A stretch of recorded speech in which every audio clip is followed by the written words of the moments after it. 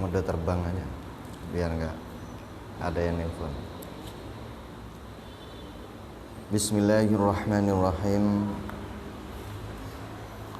Innal hamdalillah nahmaduhu wa nasta'inuhu wa nastaghfiruh wa na'udzu billahi min shururi anfusina wa sayyiati a'malina. May yahdihillahu fala mudilla lahu wa may yudlil fala hadiya lahu. Ashhadu an la ilaha illallah wahdahu la syarika lahu wa ashhadu anna Muhammadan abduhu wa rasuluh. Allahumma salli wa sallim ala nabiyyina Muhammadin wa ala alihi wa ashabihi wa man tabi'ahum bi ihsanin ila yaumil qiyamah. Qala ta'ala ya ayyuhalladzina amanu taqullaha haqqa tuqatih wa la tamutunna illa wa antum muslimun. Wa qala sallallahu alaihi wa alihi wasallam fa inna asdaqal hadithi kitabullah wa ahsanal hadi hadi Muhammadin sallallahu alaihi wa alihi wasallam wa syarrul umuri muhdatsatuha fa inna kulla muhdatsatin bid'ah wa kulla bid'atin dhalalah wa kulla dhalalatin finnar. Amma ba'd. Dengan rahmat dan hidayah dari Allah, kita berjumpa lagi di dalam kajian kitab tafsir, dan kita akan melanjutkan tafsir Bismillahirrahmanirrahim. Telah lewat dalam pekan yang lalu bahwa di dalam kalimat bismi itu terdapat suatu yang terhapus karena didahului dengan huruf jar, yang mana huruf jar itu tidak bisa berdiri sendiri. Ia membutuhkan fiil yang terkait dengannya, yaitu bismillah, seolah seseorang mengatakan akulu bi bismillah, aku makan dengan menyebut nama Allah. Amshi bismillah, aku berjalan dengan menyebut nama Allah. Akhruju bismillah, aku keluar dengan menyebut nama Allah, dan seterusnya. Kemudian tujuan daripadanya adalah meminta berkah dari Allah. Sudah kita jelaskan apa itu berkah, yaitu berkeinginan agar seluruh perbuatan yang kita awali dengan bismillah itu mengandung kebaikan yang bersambung dan berkembang, ya, bersambung dan berkembang. Juga dilindungi oleh Allah Subhanahu wa ta'ala dari segala kejelekan. Semisal kita makan, gizi makanan yang telah masuk di dalam tubuh kita, kita inginkan dengan bismillah itu dijadikan oleh Allah sebagai suatu kekuatan yang mendorong kita untuk beramal soleh, untuk berbuat yang diridhoi oleh Allah, dan dijauhkan dari perbuatan yang dimurkai oleh Allah. Sehingga ketika ada keinginan untuk berbuat maksiat, nah, dorongan kebaikan itu lebih besar daripada dorongan kejelekan, sehingga kalah, ya, kalah dengan lafal bismillah. Sebagaimana setan itu berjalan dalam diri manusia seperti berjalannya darah yang ada di dalam tubuhnya. Jadi setan itu bisa masuk ke dalam tenggorokan manusia, kemudian bersemayam di dalamnya. Nanti akan sampai ketika kita menafsirkan tentang penciptaan Adam, ya, bahwa ketika Adam itu masih berupa batu tembikar, yakni tanah yang dibentuk oleh Allah min salsal, dari lumpur yang hitam kemudian mengeras, itu sudah berbentuk menjadi patung yang berupa manusia. Itu didiamkan dulu entah berapa tahun.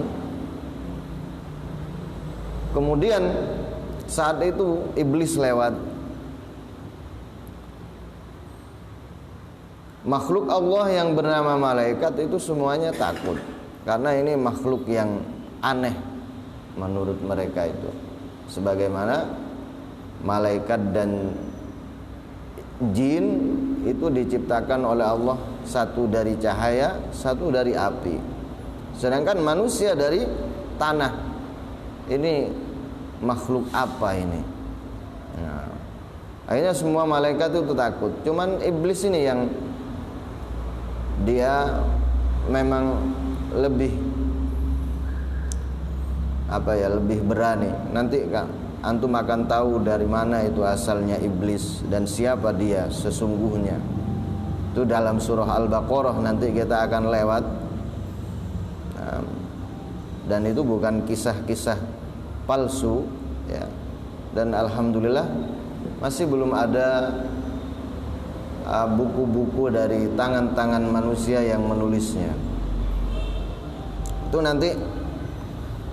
Nah, setan itu ketika tidak dibacakan bismillah, dia akan membesar di dalam diri manusia, ya.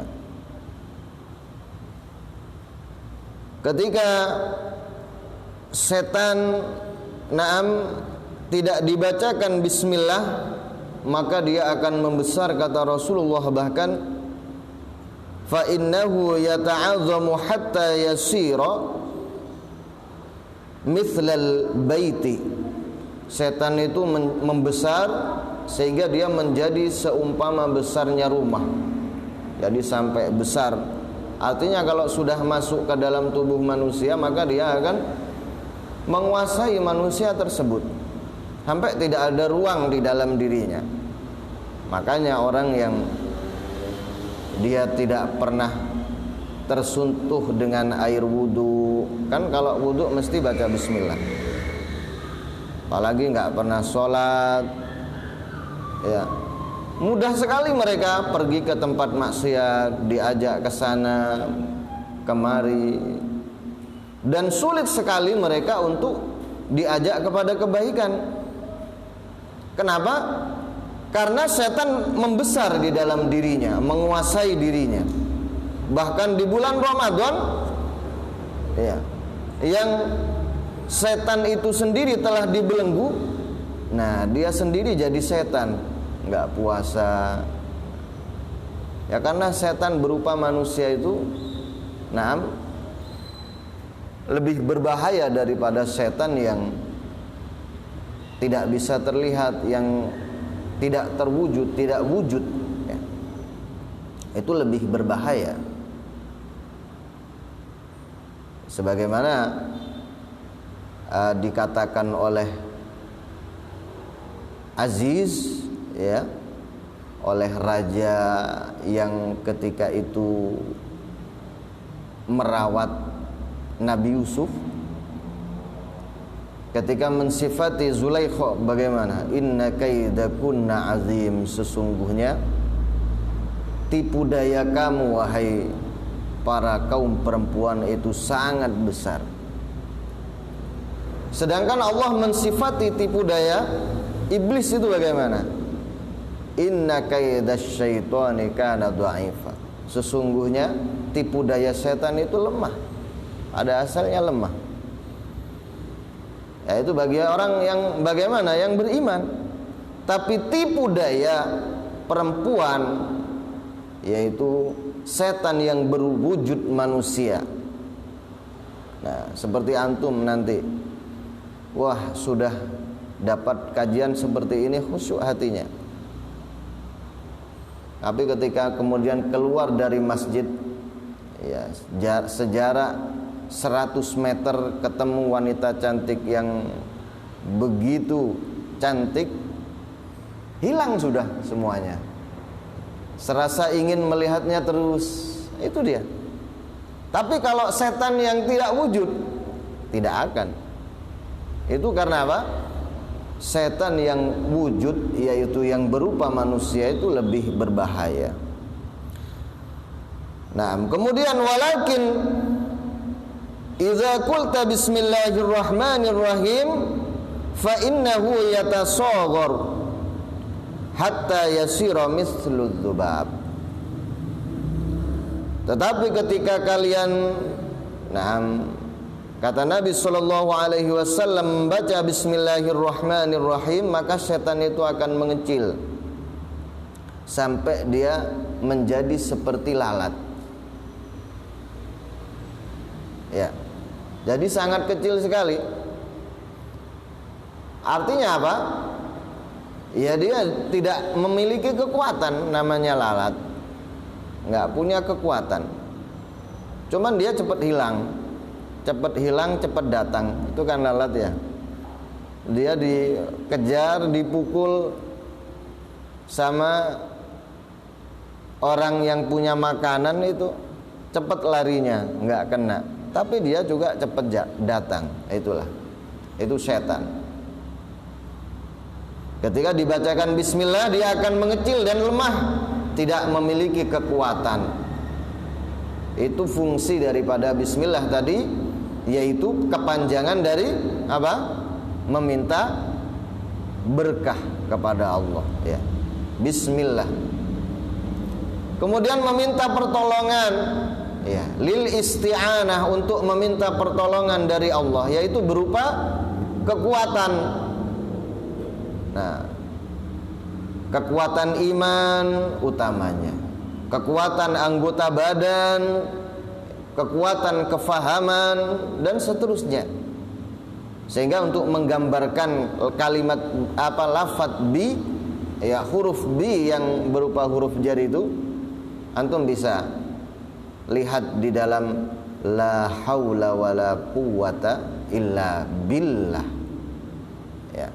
Tidak ada daya dan upaya serta kekuatan kecuali billah, dengan Allah. Maksudnya dengan Allah apa? Dengan pertolongan dari Allah Subhanahu wa taala. Itu makna bi. Sehingga ketika bismillah, bi'aunillah,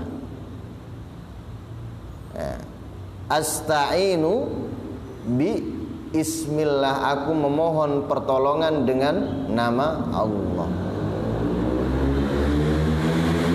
Makanya Nabi SAW memerintahkan untuk senantiasa membaca bismillah di dalam segala perbuatan. Tujuannya itu ini. Lebih-lebih lagi ketika kita menghadirkan hati di saat membaca bismillah. Nah, membaca bismillah itu saja sudah dapat pahala.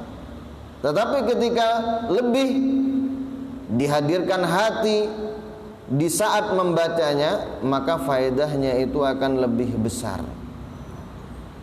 Ya, lebih besar. Jadi tidak cuman menjadi adat yang berjalan di dalam kebiasaan kita setiap memulai sesuatu, walaupun itu baik, tetapi lebih baik lagi ketika antum membiasakan diri menghadirkan hati di saat mengucapkannya. Nah, itu lebih besar faedahnya apa? Ya, untuk mencuci hati kita dari segala kotoran. dari hembusan-hembusan setan. Nah, kenapa? Karena hati kita itu senantiasa ia seperti kaca. Ya. Ia seperti kaca, setiap hari itu harus dibersihkan. Yang kalau tidak, maka akan dihinggapi oleh debu-debu dosa. Yang kemudian tidak ada basirah. Apa itu basirah? Basirah itu adalah mata hati, ainul qalb. Kata Allah Subhanahu wa taala mengatakan, afalam yasiru fil ardi fatakuna lahum qulubun la yaqiluna biha wa lahum adhanun la yasma'una biha fa innaha la ta'mal absaru walakin ta'mal qulubul lati fis sudur. Apakah kalian tidak pernah melakukan perjalanan di muka bumi? Yang kalian lihat di sana orang-orang yang mereka itu memiliki mata, ya, memiliki hati, tapi mereka tidak berakal. Mereka memiliki pendengaran yang sehat, tapi tidak bisa mendengar. Ketahuilah mereka itu bukanlah orang yang sesungguhnya buta penglihatannya, matanya sehat, ya kan? Bisa melihat mana jurang sehingga menghindar darinya, bisa mendengar mana yang tidak baik sehingga dia tinggalkan. Artinya ketika ada suara yang sangat keras sehingga membuat telinganya sakit, dia akan menghindar. Seperti misalnya antum punya tetangga orang awam yang mantu, ya kan? Di situ mendatangkan salon yang besar sampai antum merasa terganggu. Kayak jam 9, jam 10 masih salonnya dibunyikan, ya kan?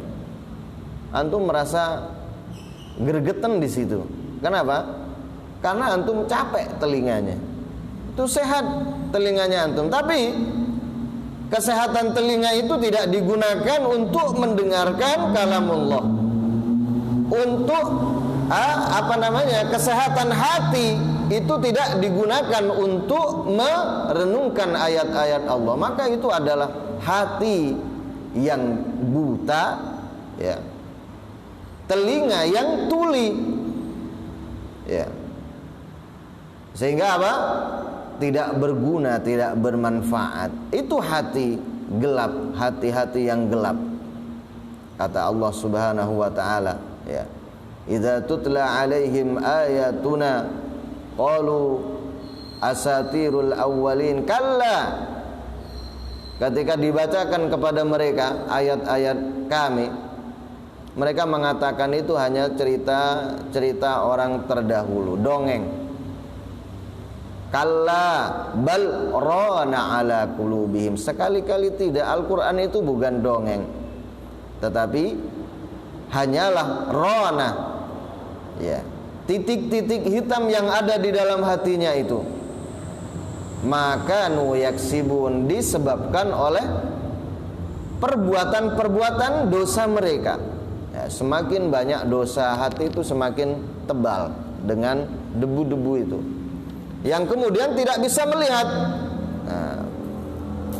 Oleh karena itu ibadah diantaranya membaca bismillah di setiap berbuat sesuatu itu membersihkan, ya. Salat kita membersihkan, sedikit demi sedikit itu mengikis segala kotoran yang ada di dalam hati. Karena itu kita katakan tadi, membaca bismillah itu sudah ibadah, diucapkan itu sudah ibadah.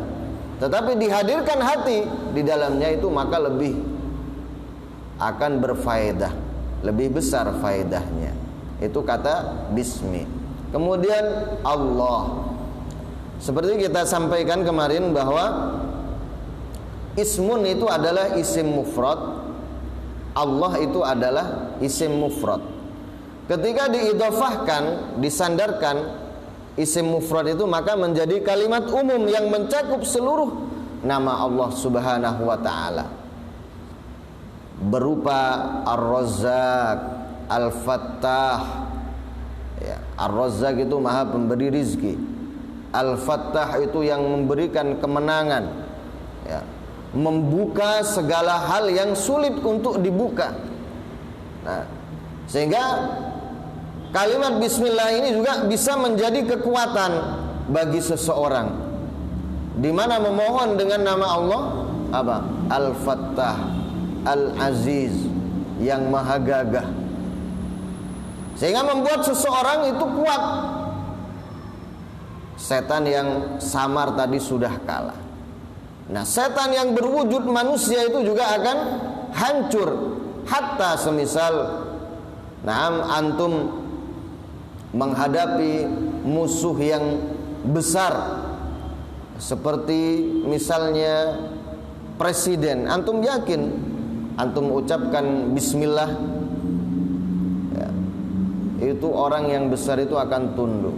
Harus yakin. Tapi kalau antum tidak yakin, ragu-ragu, saya kan nanti baca bismillah dia kalah enggak dengan saya, ya, ini enggak akan. Tapi kalau antum yakin pasti Allah Subhanahu wa taala akan menunjukkan keajaibannya. Kemudian Allah, lafal Allah ini adalah dari mustaqun bi'alaha ya'luhu ilahan, bimakna ma'luhun, yang artinya itu adalah sesembahan. Apa itu sesembahan? Itu kata Allah Subhanahu wa taala menafsirkan lafal Allah apa? Qul, katakan, huwallahu, dialah Allah, ahad, yang tunggal. Siapa dia yang tunggal? Allahu, dialah Allah, as-samad, tempat bergantung. Artinya bergantung apa? Gantungan hati kita. Tempat Allah itu berharap, karena Allah itu punya segalanya. Dialah yang memiliki seluruh yang ada di dunia ini. Katakan antum kagum kepada orang yang dia itu paling kaya di dunia ini, sudah punya segalanya, itu masih makhluk Allah. Apa yang dia punya, apa yang dia kuasai saat ini, ketika dia mati tidak akan dibawa. Sedangkan yang punya dunia ini adalah Allah Subhanahu wa ta'ala. Maka tidak salah kalau antum hanya berharap kepada dia, menggantungkan segala harapan antum cinta kepada seseorang, ingin agar hatinya itu diluluhkan, harapkan kepada Allah. Antum punya pekerjaan yang ingin di dalamnya kelancaran, gantungkan hati kepada Allah. Itu. Dan Allah itu adalah yang maha agung, ya. Kalau antum merasa takut dengan besarnya gunung, dengan suara gelegar yang sangat dahsyat, itu cuma ciptaan Allah. Allah yang lebih besar, Allah yang lebih dahsyat. Coba ketika antum hadirkan membaca bismillah, bagaimana hati antum?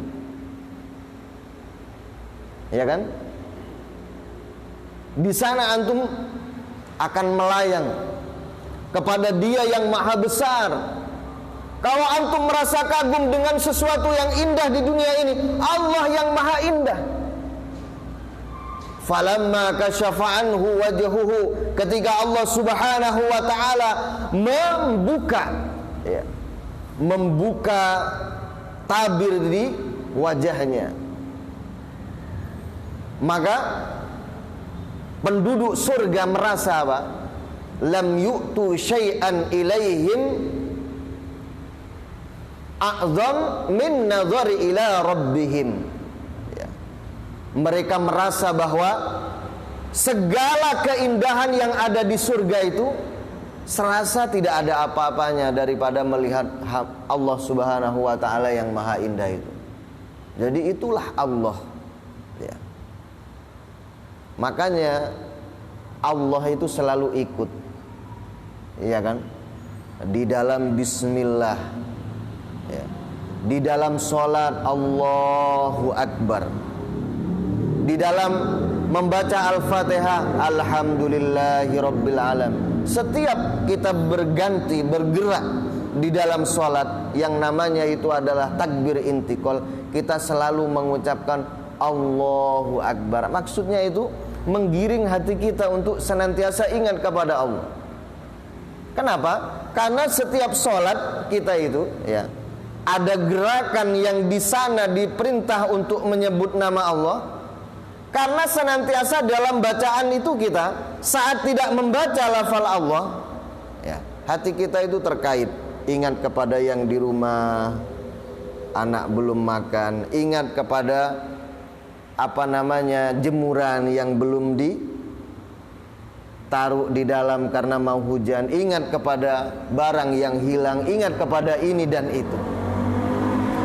Tapi kita dibimbing di sana membaca lafal Allah. Allah, ingat dia Allah.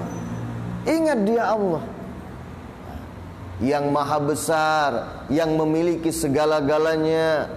Dia yang memenuhi seluruh kebutuhan dari hamba-hambanya, yang mencukupi dan menutupi seluruh kekhawatiran dari hamba-hambanya. Itu lafal Allah. Makanya Allah itu adalah merupakan nama yang diharamkan oleh Allah untuk hamba-hambanya. Sampai orang awam pun tidak pernah memakai nama Allah, ya kan? Ada orang yang gak ngerti agama, namai anaknya dengan Allah, gak ada. Hatta semisal dia gak kenal dengan Allah, gak kenal dengan Tuhan, tidak punya agama, tidak ada yang menamai Allah. Kalau Rahman masih banyak, ya, Rahim masih banyak, Rojak masih banyak, ya kan? Hah? Tuhan juga ada, tapi Allah tidak. Karena itu adalah, ya, nama tersendiri untuk Allah Subhanahu wa ta'ala yang fitrah manusia tidak bisa menggunakannya. Dari kata apa? Alaha ya'luhu ilahan. Artinya adalah gantungan hati. Kalau hati kita itu sudah dipenuhi dengan Allah, maka sudah, ya, hidup ini terasa nikmat dengan ibadah. Sampai Imam Nawawi sendiri nggak ingat yang namanya nikah. Meninggal di saat umur 35-40 meninggal, nggak sempat nikah, belajar terus, ya. Ibnu Taimiyah sampai umur 60 tahun nggak sempat menikah. Bukan karena tidak ingin menikah, tidak sempat memikirkan hal-hal seperti itu, tidak sempat, ya. Tetapi maksudnya bukan terpuji orang yang tidak menikah. Kita melihat, ya, hati mereka yang sudah dipenuhi oleh Allah Subhanahu wa ta'ala itu, ya. Dan bukan berarti Rasulullah SAW itu lalai kepada Allah, bukan, dengan menikah dengan istri yang banyak, bukan. Karena apa? Nikah itu adalah sunnah Rasulullah, ya. Dan Rasulullah itu adalah contoh terbaik bagi umat manusia. Di samping ada hikmah dengan pernikahan. Kalau nikah itu diharamkan, nikah itu bukan ibadah, maka akan berhenti. Antum-antum gak akan lahir, binasa sudah umat manusia, ya kan? Bukan itu maksudnya. Maksud yang kita bicarakan di sini adalah, ya, bagaimana seorang hamba ketika sudah mengenal Allah. Makanya kata Ibnu Taimiyah apa? Seseorang tidak akan merasakan surga yang ada di akhirat sebelum dia merasakan surga yang ada di dunia. Apa surga yang ada di dunia itu? Ketika engkau telah merasa nikmat di saat beribadah kepada Allah. Jadi ibadah kepada Allah itu adalah keadaan yang paling nikmat. Antum membaca Al-Quran itu adalah keadaan yang paling nikmat. Antum salat itu adalah keadaan yang paling nikmat bagi antum. Sampai ada seorang ulama mengatakan, andai ya, para umara ya, yaitu pemerintah dan anak-anaknya, menteri-menterinya, mereka tahu apa yang ada pada hati para ulama ya, di dalam ilmu, di dalam berzikir kepada Allah Subhanahu wa taala, mungkin mereka akan menangkapi para ulama itu dan mencambuk mereka. Kenapa? Karena iri terhadap keadaannya. Banyak orang-orang yang berilmu, mereka kehidupannya hanya dengan puasa. Bahkan ada di antara mereka itu yang lupa makan, sampai disuapi oleh istrinya sambil baca kitab ya, disuapi. Lupa makan. Ya kenapa? Karena hatinya itu sudah dipenuhi dengan Allah Subhanahu wa ta'ala. Makanya ya, antum bisa tanya ya kepada orang yang benar-benar mereka itu ahli ilmu. Ada kan dari perempuan itu yang mengatakan enakan jadi istrinya ustadz, padahal nggak enak jadi istrinya ustadz itu. Sering ditinggal ya. Bukan ditinggal ngisi saja, bukan, tapi di rumah itu mereka sibuk dengan baca kitab, bahas ini, bahas itu, sampai ya tidak memikirkan kesenangan istri, mau diajak kemana, mau diajak ke sini. Nah, itu tadi adalah gambaran tentang Allah Subhanahu wa ta'ala ya. Ketika hati kita dipenuhi dengan Allah Subhanahu wa ta'ala, maka jangan sampai kita mengerjakan yang dilarang oleh Allah Subhanahu wa ta'ala. Jangan. Sehingga tidak mungkin seorang wali Allah itu kemudian mengerjakan yang dilarang oleh Allah ya. Maka dusta mereka, orang-orang yang mengaku sebagai wali Allah kemudian gak sholat. Dusta mereka yang mengaku wali Allah kemudian mereka meminum khamr ya, bermain perempuan, ngaku wali Allah. Semakin orang itu dekat kepada Allah, semakin giat di dalam beribadah kepada Allah Subhanahu wa ta'ala. Dalam hadisnya seperti itu, man adali waliyan faqad adzantuhu bil harbi.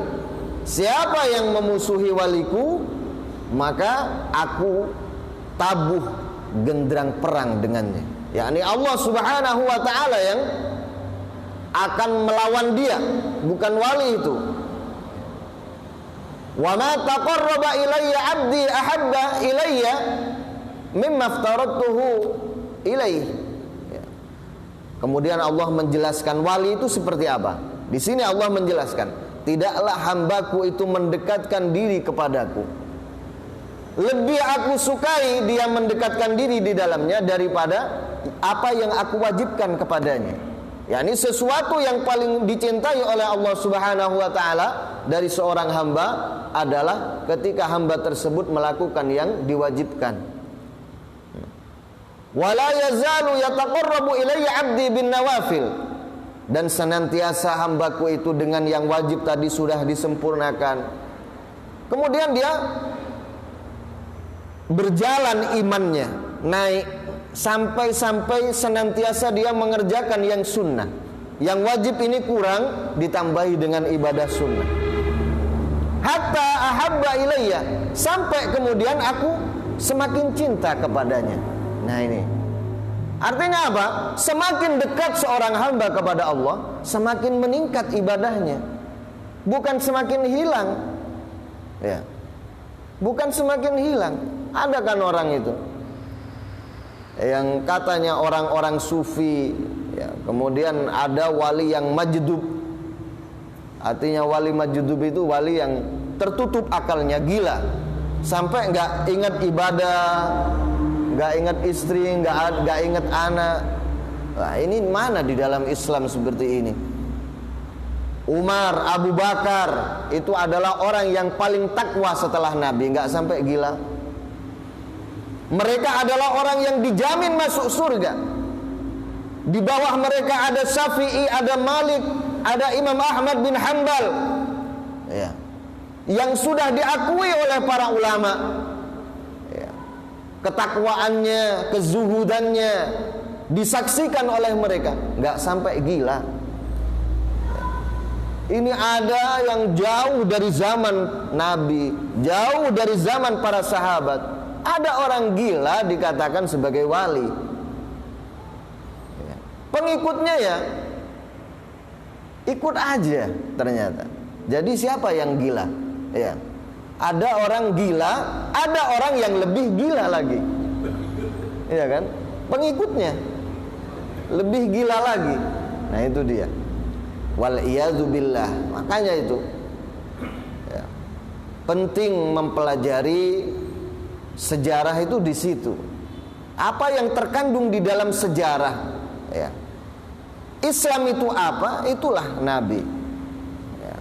Iman itu apa? Itulah seperti para sahabatnya yang mereka dijamin dengan surga. Kenapa mereka dijamin dengan surga? Karena ibadahnya, bukan karena main-main, ya. Dengan apa namanya? Yaitu tadi meninggalkan sholat, meninggalkan ibadah, itu adanya hanya di agama Buddha yang seperti itu.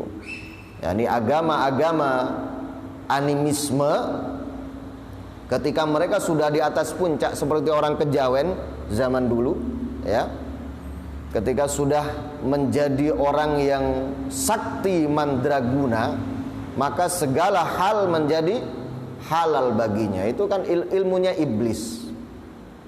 Ilmunya iblis. Itu lafal Allah Subhanahu wa taala. Sehingga apa dikatakan oleh Allah Subhanahu wa taala? Innamal mu'minuna alladzina idza dzukirallahu wajilat qulubuhum wa idza tuliyat alaihim ayatuhu zadathum imana. Hanyalah orang-orang yang beriman itu. Kata innama itu adalah kata pembatasan. Hanyalah orang-orang yang beriman itu sifatnya ketika disebut nama Allah hati mereka bergetar. Itu tadi. Ingat yang maha indah, ingat yang maha besar, ingat yang maha penyayang. Pernah kita sebutkan kan? Maha penyayang, ya. Ada seorang tawanan wanita yang dia itu kebingungan mencari anaknya. Ternyata ada anaknya ada di suatu tempat, di salah satu sudut. Seorang sahabat dipegang dia, diketemui oleh ibunya, langsung dipeluk, langsung dikasih susunya.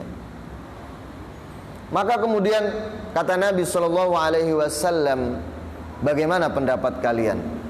Apakah ibu yang seperti ini akan tega melemparkan anaknya ke dalam api? Maka kata para sahabat, tidak mungkin ya Rasulullah. Jangankan dilempar ke dalam api, hilang sekejap saja dia sudah bingung, ya kan? Maka kata Nabi SAW, wallahu arham minha. Allah itu lebih sayang ilaikum kepada kalian daripada dia, perempuan ini, kepada anaknya. Jadi Allah itu lebih sayang daripada ibu kita terhadap kita. Padahal apa? Kita mengakui kan bahwa tidak ada kasih sayang yang lebih tulus daripada kedua orang tua. Nggak ada. Ya. Istri cinta kepada kita mungkin karena kita tampan, kita ini, kita itu. Tapi orang tua, walaupun jelek anaknya tetap ganteng, ya kan? Karena dia paling disayang. Hatta semisal dia menderita sudah, yang penting saya melihat anak saya bahagia. Itu.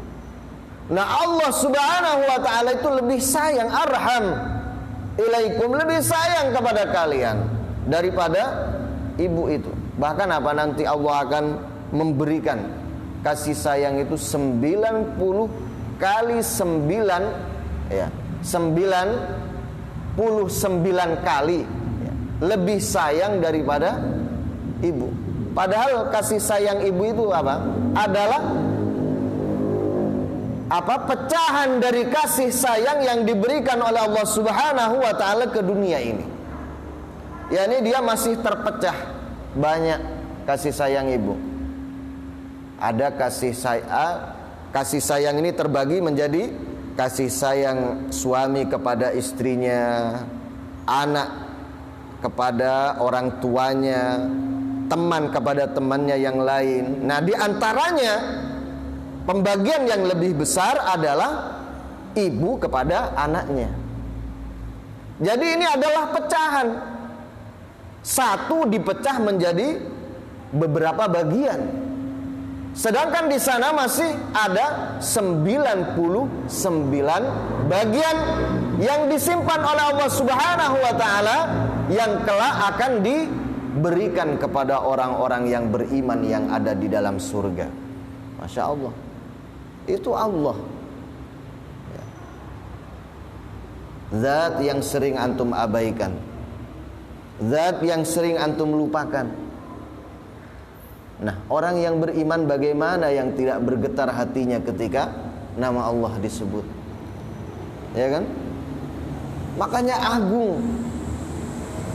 Sehingga bimbingan membaca bismillah ini bukan hanya semata-mata memohon perlindungan, bukan hanya semata-mata meminta pertolongan, bukan hanya semata-mata meminta berkah dari Allah, tapi lebih dari itu untuk menanamkan tauhid. Tauhid itu adalah ilmu yang asyraful ulum, yang paling tinggi. Karena apa? Itu adalah pengetahuan tentang Dia yang maha tinggi. Iya kan?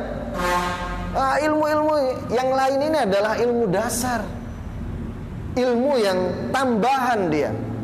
Nah, ilmu yang paling tinggi itu adalah tentang Allah Subhanahu wa taala. Di mana ketika seseorang itu sudah mengerti siapa Allah Subhanahu wa taala, nah, maka dia akan menjadi insanul kamil, manusia yang paling sempurna. Menjadi manusia, ya, bermuamalah secara sempurna, pemaaf, tidak mudah marah, dan seterusnya. Artinya menjadi seorang manusia yang lembut tetapi bijaksana. Bukan hanya lembut. Kalau hanya lembut seperti wanita, ya kan? Dia lembut kenapa? Karena lemah. Tetapi seorang manusia yang sempurna adalah memiliki sifat lembut dan bijak. Lembut bukan karena dia lemah, ya, tetapi karena dia ramah. Nah, itu dia Allah. Kemudian disertakan di dalamnya Ar-Rahman. Ya. Ar-Rahman itu adalah dari fa'lan. Apa itu fa'lan? Fa'lan itu adalah sebuah fi'il yang menunjukkan sesuatu yang penuh. Seperti apa? Ketika orang Arab biasa mengatakan misalnya sangat haus, maka mereka mengatakan atsyanu, sangat haus. Sangat marah, apa bahasa Arabnya marah? Ghadab, kan ya? Ghadab. Ketika sangat marah, maka dikatakan ghadbanu. Ghadbanu. Maka di sini ada Rahmanu. Paham tuh? Dari kata rohama, yang artinya adalah penyayang. Kemudian ketika Rahmanu, maka itu artinya adalah penuh dengan kasih sayang. Dzurrahmatil wasi'ah, zat yang memiliki kasih sayang yang luas. Dunia ini, ya, dibangun dan dikendalikan dengan sifat Rahman dari Allah Subhanahu wa taala. Apa kata Allah? Alladzi khalaqas samawati wal arda wa ma bainahuma fi sittati ayyamin tsumma istawa 'alal 'arsy ar-rahmanu. Itu di dalam surah Al-Furqan. Ya, setelah juz berapa itu? Juz 19. Ya. Dialah Allah yang telah menciptakan langit dan bumi dan apa yang ada di antara keduanya selama 6 masa. Kemudian dia bersemayam di atas arsy-Nya. Ar-Rahman. Ya, dia adalah Ar-Rahman, yaitu zat yang memiliki kasih sayang yang luas. Artinya tidak terbatas kasih sayangnya itu. Ar-Rahman itu. Ini diberikan secara menyeluruh. Baik dia orang beriman seperti antum, baik ia orang kafir atau orang yang fajir. Ya, kafir yang tidak Islam, fajir yang ahli maksiat, fasik kawannya, munafik kawannya ahli maksiat itu. Semua antum bahagia, mereka juga punya kebahagiaan. Ya. Antum punya makan minum, mereka juga bisa makan minum. Antum punya rumah, mereka juga punya rumah. Ini adalah Rahman dari Allah, tidak terbatas, tidak menjadi tanda, ya, tidak menjadi tanda bahwa itu orang yang bertakwa, orang yang disayangi oleh Allah. Enggak. Makanya Allah mengatakan apa? Fa'ammal insanu idza mabtalahu rabbuhu wa na'amahu fayaqulu rabbi akraman. Ada manusia, dia diberi oleh Allah Subhanahu wa taala dengan ujian harta yang banyak. Lalu dia berkata, karena hartanya banyak, ya, anaknya banyak, istrinya banyak, ya coba lihat saya, ya, rezeki lancar, saya dimuliakan oleh Allah, padahal dia nggak sholat. Ya. Wa amma idza mabtalahu faqadara alaihi rizqahu fayaqulu rabbi ahanan. Ada orang yang dia itu diuji oleh Allah dengan rezeki yang sedikit, ya, sampai dia itu sulit dalam mencari rezeki. Kemudian dia berkata, Tuhan saya telah menghinakan saya. Kalla. Sekali-kali tidak. Bukan itu tanda seorang dimuliakan, bukan itu tanda seorang dekat dengan Allah, bukan harta, ya. Karena itu harta hanya ujian. Sebagaimana harta juga bukan bagian dari satu-satunya hal yang membuat seorang itu bahagia, ya kan? Orang kaya kadang dia rumah dibangun dengan megah tapi nggak pernah ditempati. Karena apa? Istrinya meninggal, ya kan? Anaknya nggak ada di situ semua, ada di Amerika, ada di sini, sehingga dia tinggal di rumah sebesar itu terasa kesepian. Ada orang yang ada di gubuk, ya, yang reot sudah, bahkan gentengnya itu mau jatuh, ya. Dia dibetulkan, rusak lagi, tapi kumpul sama keluarga, bahagia dia di rumah yang sederhana itu, kan, ya. Ternyata rumah yang besar nggak membawa kebahagiaan. Itu bukan tanda sebuah kebahagiaan. Harta juga bukan tanda seorang disayangi oleh Allah Subhanahu wa taala. Kadang seorang kaya disayang oleh Allah, kadang orang miskin dimurkai oleh Allah Subhanahu wa taala. Bukan itu. Ya, karena itu adalah hanya pembagian di dunia. Ya. Seorang kaya dengan harta yang banyak, kadang dia nggak bersyukur.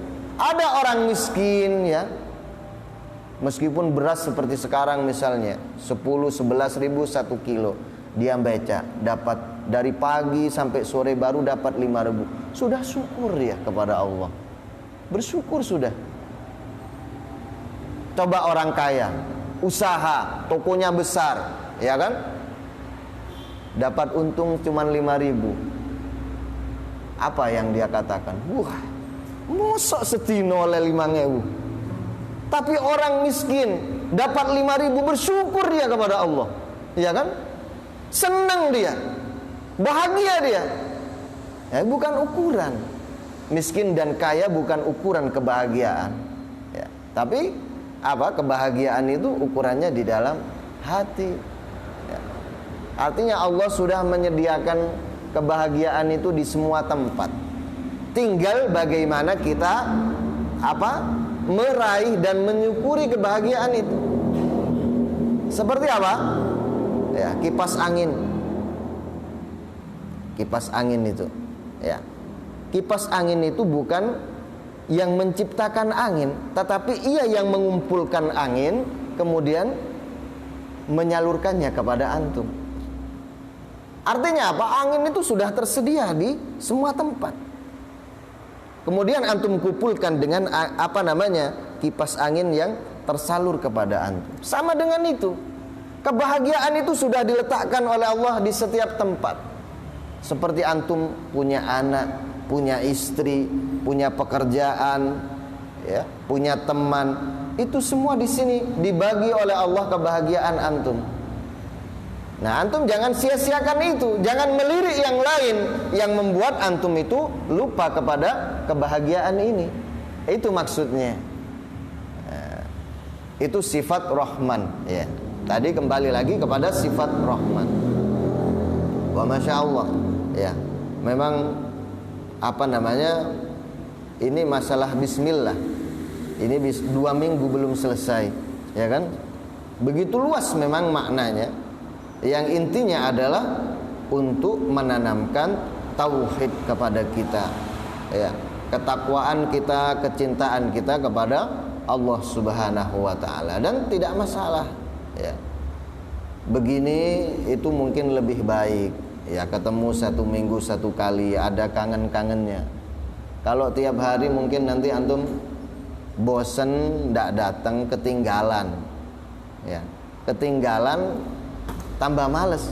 Tapi kalau 1 minggu 1 kali itu ada kangen-kangennya. Apa sih? Gitu kan. Atau mungkin nggak datang sekali itu ketinggalannya nggak banyak, ya kan? Itu, insya Allah itu